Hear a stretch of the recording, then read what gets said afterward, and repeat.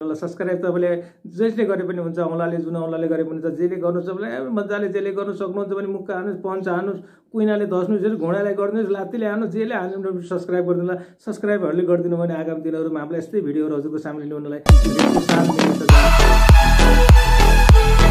हाम्रो मोबाइलमा सधैँ आउने धेरै समस्याहरु मध्ये एउटा समस्या हो हाम्रो मोबाइलको एसडी कार्ड बिग्रेर हामीलाई धेरै समस्या दिइरहेको हुन्छ एसडी कार्ड हाम्रो मोबाइलमा त हाल्छौं तर हामीले मोबाइलमा 16 GB 32 GB 64 GB 128 GB भनेर हामीले धेरै मोबाइलमा हालेका हुन्छौं मेमोरी कार्डहरु तर मेमोरी कार्डहरु हाम्रो मोबाइलमा चल्दैन हाम्रो मोबाइलमा चलिरहेको हुन्छ सो पनि गरिरहेको हुन्न हामीले हालेका हुन्छन् हालेको 1 वर्ष 2 वर्ष 3 वर्ष अथवा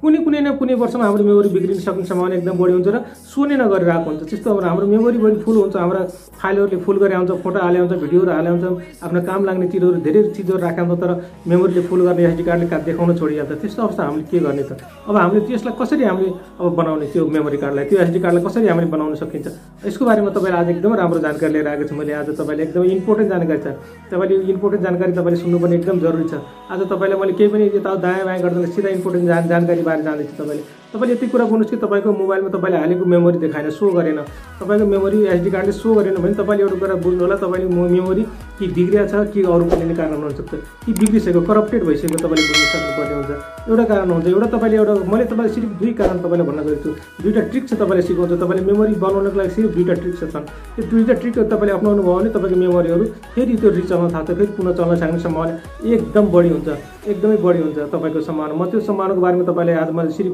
दुईटा तरिका मात्रै बताउन चाहन्छु दुईटा तरिकाले तपाईको मेमोरीलाई मैले आज बनाइदिन चाहन्छु पहिलो तरिका हो तपाईले आफ्नो मेमोरी तपाईको एसडी कार्ड देखाएन फोनमा तपाईको एसडी कार्ड देखाउँदै देखाएन तपाईले धेरै प्रयास गर्नुभयो धेरै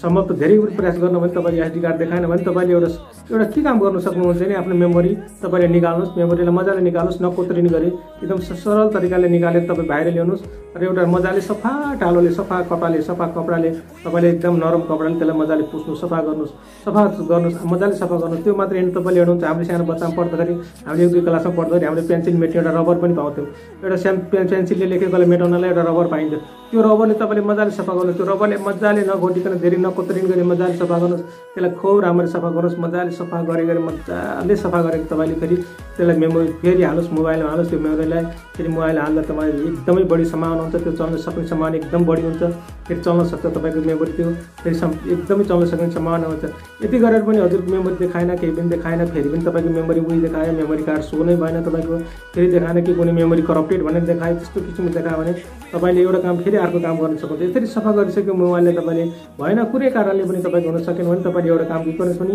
तपाई सेटिङमा जानुस् सेटिङमा गएर तपाईले त्यसलाई के गर्नुस् भने त्यसलाई रिसेट गरिदिनुस् तपाईको मोबाइललाई रिसेट गरिदिनुस् रिसेट गरेर तपाईको कुनै पनि फोनको चीज हराउँदैन कुनै पनि उड्दैन केही पनि हुँदैन कहीं पनि जाँदैन केही पनि हुँदैन तर तपाईले त्यसलाई एकचोटी रिसेट गर्नु रिसेट गरेर हेर्नुस् रिसेट गरेर पनि हजुरको मोबाइल चलेन मोबाइलमा कुनै पनि एसडी कार्ड सो गरेन केही पनि देखाएन कुनै पनि कारणले हजुरको मोबाइलमा केही पनि त्यो सो हुन सकेन भने एउटा कुरा तपाईले बुझ्नु होला कि तपाईको मेमोरी एसडी कार्ड करप्टेड छ मतलब बिग्रिसकेको छ त्यो बिग्रिएको छ भन्ने कुरा तपाईले बुझ्नु होला र त्यसलाई तपाईले एउटा फाल्ने एउटा के भन्छ डस्टबिन टोकरीमा लगाएर तपाईले हाल्दिनु त्यसो कुनै काम हुँदैन त्यसलाई तपाईले बनाउने सक्ने कुनै क्षमता नै छैन त्यस्तो एसडी कार्डको कुनै पनि तपाईले बुझ्नु होला एसडी कार्ड 2 वर्ष 3 वर्ष भन्दा बढी चल्दैन मेरो विचारमा मैले यस्तो धेरैचोटी धोका खाइसकेको छु त्यसैले मैले मेरो बिल्कुल हजुरलाई मैले मेरो अनुभव भनिरहेको छु मैले पनि धेरै यस्तो एसडी कार्ड राखेर मैले धेरै अनुभव गरेँ तर मैले कहीं पनि यस्तो सफल हुन सकिन 2 वर्षमै बिग्रेको छ कोही त 1 वर्षमा बिग्रेको छ त्यसैले तपाईले पनि बुझ्नु होला एसडी कार्डमा त्यस्तो राम्रो फाइलहरु नराख्ने होला जसले तपाईलाई तपाईका चीजहरु एकैचोटी हराउन सक्छ एकैचोटी उड्ने सक्छ यो गल्ती काम तपाईले पनि नगर्नु होला अब हजुरले प्लिज जाँदा यस भिडियोलाई प्लिज यो भिडियोलाई तपाईले जानकारी राम्रो लाग्यो भने